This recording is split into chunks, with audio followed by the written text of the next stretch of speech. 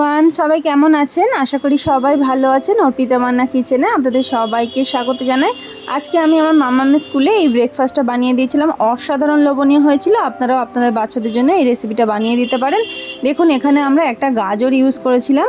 গাজরটাকে একটু ভালোভাবে গ্রেটারের সাহায্যে গ্রেট করে নিয়েছি। গ্রেট করা হয়ে গেলে এখানে আমরা কিছুটা সাবুদানাকে আগের দিন রাত্রেবেলা ভিজিয়ে রেখেছিলাম। বেশি জলও দেবো না, আবার বেশি শুকনোও করবো না, মিডিয়াম করে এটাকে ভিজিয়ে নিয়েছিলাম। তো এটা ভিজে গেলে আমরা একটা বাটির মধ্যে এটাকে নিয়ে নেব। এটাকে একটু ভালোভাবে ম্যাশ করে নেব। আর এখানে দেখুন, দুটো আলু নিয়ে নিয়েছিলাম। আলুটাকে প্রেশার কুকারের মধ্যে একটু ভালোভাবে বয়েল করে নিয়েছি। বয়েল করা আলুটা একটু ভালোভাবে একটু ম্যাশ করে নেব। ম্যাশ করা হয়ে গেলে এই আলুটা আমরা যে সাবুদানা একটা বাটির মধ্যে ম্যাশ করে নিয়েছিলাম, সেই ম্যাশ করা সাবুদানার মধ্যে আমরা সমস্ত আলুটাকে দিয়ে দেবো। আর এখানে যে গাজরটা আমরা গ্রেট করে নিয়েছিলাম, সেই পুরো গাজরটা আমরা এর মধ্যে দিয়ে দেবো। আর এখানে কিছুটা কাঁচা লঙ্কা কুচি করে নিয়েছিলাম, 2 থেকে 3টে, সেই কাঁচা লঙ্কা কুচিটা এখানে দিয়ে দেবো। অল্প একটু কারি পাতা এখানে কুচি করে দিয়ে দিয়েছিলাম। আর একটা টমেটোকে ছোটো ছোটো টুকরো করে নিয়েছিলাম, সেটাও এখানে দিয়ে দিয়েছি। একটা গ্যাসের মধ্যে একটা প্যান বসিয়ে দিয়েছিলাম। প্যানের মধ্যে সামান্য একটু তেল দিয়ে ছোটো ছোটো আদা কুচি করে নিয়েছিলাম অল্প একটু, সেটা দিয়ে একটু ভেজে নেব। তারপরে একটু ছোলার ডালকে এর মধ্যে দিয়ে দেবো, দিয়ে ভালোভাবে একটু নেড়ে চেড়ে ছোলার ডালটাকেও ভালোভাবে ভেজে নেব। আর এখানে অল্প একটু জিরে ইউজ করেছিলাম, সেই জিরেটাকেও তেলের মধ্যে দিয়ে অল্প একটু নেড়ে দেব। আর কিছুটা কারি পাতা দিয়েছিলাম ফ্লেভারটা আসার জন্য, ভালো ফ্লেভার আসে। কারি পাতাটাও তেলের মধ্যে দিয়ে একটু নেড়ে চেড়ে সমস্ত মশলাটাকে আমরা সাবুদানার উপরে দিয়ে দেব। সমস্ত মশলাগুলো এখানে দেয়া হয়ে গেলে এখানে আমরা দিয়ে দেবো স্বাদ মতো নুন। আর একটু ঝাল মিষ্টি ফ্লেভারের আনার জন্য সামান্য একটু চিনি দিয়েছিলাম। অল্প একটু দিয়ে দেবো ধনে গুঁড়ো। আর অল্প একটু সামান্য একটু দিয়েছিলাম গরম মশলা গুঁড়ো। কালারের জন্য একটু দিয়ে দেবো হলুদ গুঁড়ো। আর কাশ্মীরি লঙ্কা গুঁড়ো একটু কালারের জন্য দিয়েছিলাম, আপনারা অ্যাভয়েড করতে পারেন। আর এখানে দেখুন, সমস্ত মশলাগুলোকে দেয়া হয়ে গেলে আমরা হাতের সাহায্যে একটু ভালোভাবে এটাকে মিশিয়ে নেব, যাতে সমস্ত মশলাগুলো ভালোভাবে সাবুদানার মধ্যে মিশে যায়। সমস্ত মশলা মেশানো হয়ে গেলে এখানে আমরা হাতের মধ্যে একটু সামান্য তেল নিয়ে দেবো, যাতে হাতে না আটকে যায়। তেলটা নেওয়ার পর সাবুদানা কিছুটা ডো আমরা হাতের মধ্যে তুলে নেব। তুলে নিয়ে একটু গোল গোল শেপ করে, আপনারা যে কোনো শেপে তৈরি করতে পারেন। আমি গোল গোল শেপে তৈরি করেছিলাম। তো গোল গোল শেপ করে এমনিভাবে একটু শেপ দিয়ে হাতের সাহায্যে এমনিভাবে সমস্তগুলোকে তৈরি করে নেব। সমস্ত সাবুদানার যে আমরা এমনিভাবে টিক্কাগুলো এমনিভাবে তৈরি করে নিয়েছি।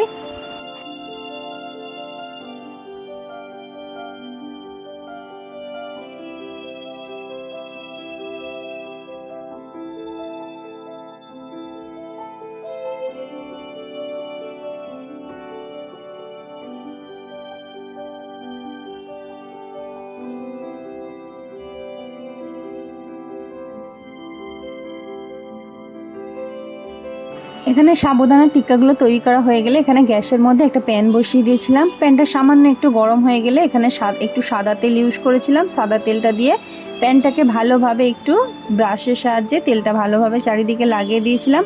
আর এখানে দেখুন, আমরা যে সাবুদানাগুলোর বানিয়ে রেখেছিলাম টিক্কাগুলো, সেগুলো আমরা প্যানের উপরে একটা একটা করে দিয়ে ভালোভাবে একটু সেঁকে নেব। তো আমরা সমস্ত সাবুদানার এই টিক্কাগুলো প্যানের মধ্যে দিয়ে দিয়েছি।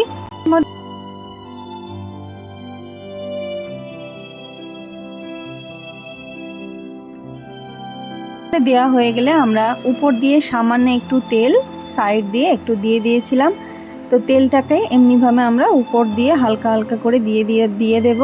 দিয়ে একটু ভালোভাবে চেপে চেপে এগুলোকে সমস্ত টিক্কাগুলোকে সেঁকে নেব উল্টে পাল্টে। আমরা সমস্ত সাবুদানার টিক্কাগুলোকে একটু প্যানের মধ্যে থেকে হাতার খুন্তির সাহায্যে এমনিভাবে উল্টে পাল্টে এগুলোকে সেঁকে নেব। সমস্তগুলোকে আমরা এমনিভাবে উল্টে পাল্টে দিয়ে দিয়েছি। সমস্তগুলো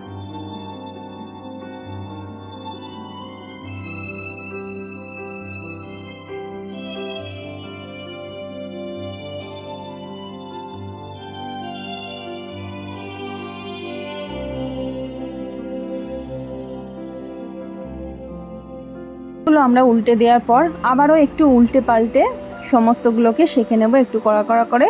দেখুন, এখানে আমরা উল্টে পাল্টে একটু লাল লাল করে সমস্তগুলোকে সেঁকে নিয়েছি। এবার আমরা একটা প্লেটের উপরে তুলে নেব। এটা গরম গরম অসাধারণ খেতে লাগে। আপনারা অবশ্যই বাড়িতে বানিয়ে একবার হলেও ট্রাই করবেন।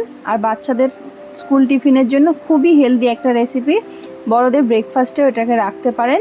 তো আমার সৌমিতাকে এই রেসিপিটা দিলে ও তো টিফিন বক্স ফাঁকা করে বাড়ি চলে আসে। আপনারাও অবশ্যই বাড়িতে বানিয়ে ট্রাই করবেন। আমার রেসিপিগুলো আপনাদের কেমন লাগলো অবশ্যই জানাতে ভুলবেন না। ভালো লাগলে আমার চ্যানেলটিকে লাইক শেয়ার সাবস্ক্রাইব করে আমার পাশে থাকবেন। ধন্যবাদ।